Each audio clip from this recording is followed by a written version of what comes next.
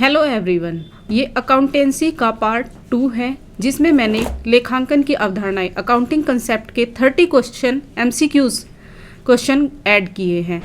ये question important है 11th और 12th के स्टूडेंट्स के लिए, और जो भी टीजीटी और पीजीटी कॉमर्स की प्रिपरेशन कर रहे हैं उन सभी के लिए ये इम्पोर्टेंट टॉपिक है। तो हम स्टार्ट करते हैं।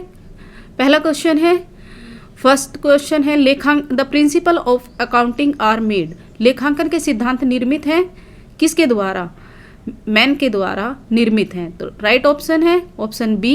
क्वेश्चन नंबर 2 है, जनरली एक्सेप्टेड प्रिंसिपल कौन से हैं जो कंसिस्टेंसी लाने के लिए रिकॉर्ड किए जाते हैं? आंसर है ऑप्शन डी, गैप। इसका फुल नेम है general accepted accounting principle. Next question है, क्लोजिंग स्टॉक का वैल्यूएशन किया जाता है, क्लोजिंग स्टॉक का वैल्यूएशन किया जाता है। ऑप्शन सी राइट आंसर है, कॉस्ट प्राइस और मार्केट प्राइस में जो भी कम है उस पर। नेक्स्ट क्वेश्चन है, फोर्थ, चालू व्यवसाय की अवधारणा के अनुसार इनमें कौन सा राइट है? तो फर्स्ट ऑप्शन हमारा राइट आंसर है, एसेट्स को कॉस्ट पर रिकॉर्ड किया जाता है और उनके उपयोगी जीवन पर डेप्रिसिएशन लगाया जाता है। नेक्स्ट क्वेश्चन है, बैड एंड डाउटफुल डेब्ट्स के लिए प्रोविज़न करना लेखांकन की किस परंपरा पर आधारित है? तो ये आधारित है कंजर्वेटिज्म, रूढ़िवादिता की अवधारणा के अनुसार।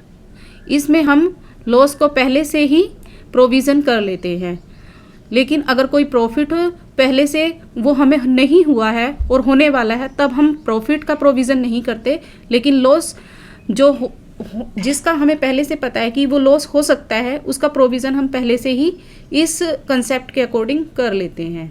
नेक्स्ट क्वेश्चन है 6 है, बिजनेस कंटिन्यू रहेगा अनिश्चित काल तक फ्यूचर में, किस कंसेप्ट में ये कहा गया है? तो ये कहा गया है कंसेप्ट ऑफ गोइंग कंसर्न। चालू व्यवसाय की अवधारणा के अनुसार हम ये मानकर चलते हैं कि हमारा जो भी हमने बिजनेस स्टार्ट किया है वो अनिश्चित काल तक चलता रहेगा।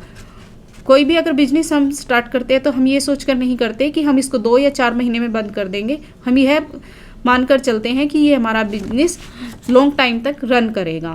नेक्स्ट क्वेश्चन है question number 7, business document accounting में रिकॉर्ड किए जाते हैं किसके आधार पर? ऑप्शन सी हमारा राइट आंसर है, कंसेप्ट ऑफ प्रूफ, प्रमाण की अवधारणा। नेक्स्ट क्वेश्चन है, किस कंसेप्ट के अकॉर्डिंग एक बिजनेस का ओनर उसका क्रेडिटर माना जाता है?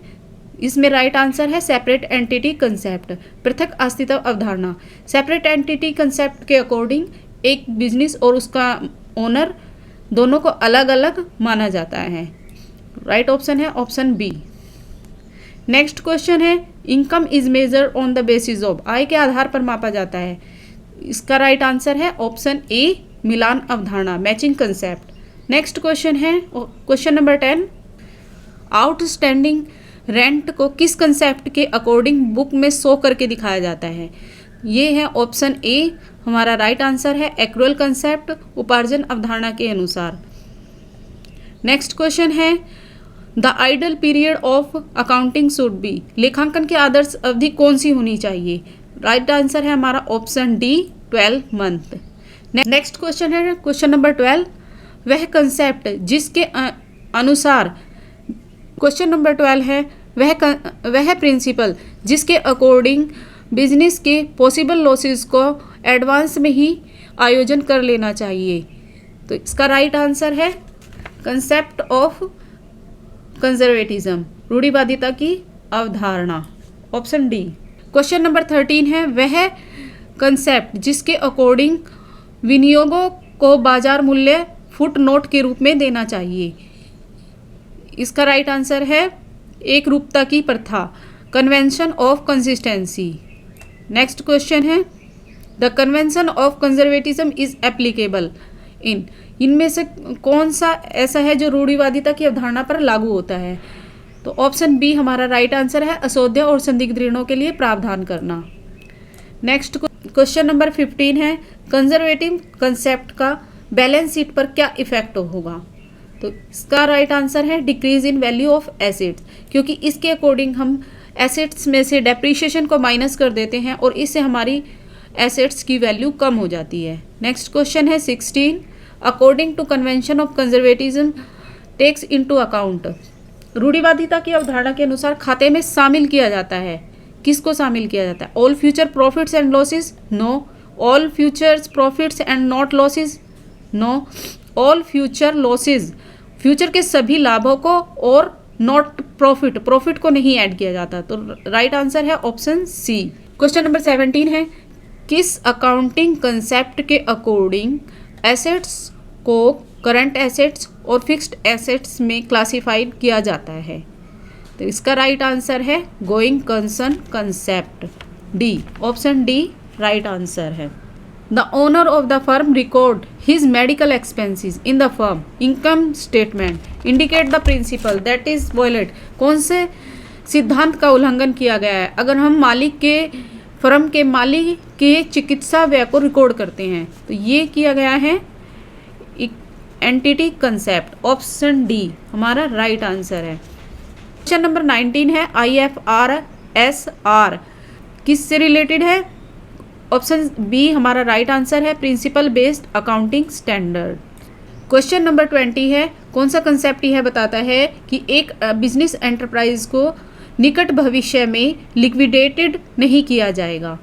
ऑप्शन सी हमारा राइट आंसर है, चालू व्यवसाय की अवधारणा, गोइंग कंसर्न कंसेप्ट। यह बताता है कि हमारा बिजनेस लॉन्ग टाइम तक रन करेगा। क्वेश्चन नंबर 21 है, इनमें से कौन सी फंडामेंटल अकाउंटिंग अजम्पशन नहीं है? तो यहाँ पर नहीं पूछा। ऑप्शन ए एक्रूअल कंसेप्ट ये होता है, बी गोइंग कंसर्न कंसेप्ट ये भी फंडामेंटल अकाउंटिंग अजम्पशन होती है, कंसिस्टेंसी कंसेप्ट ये भी होता है।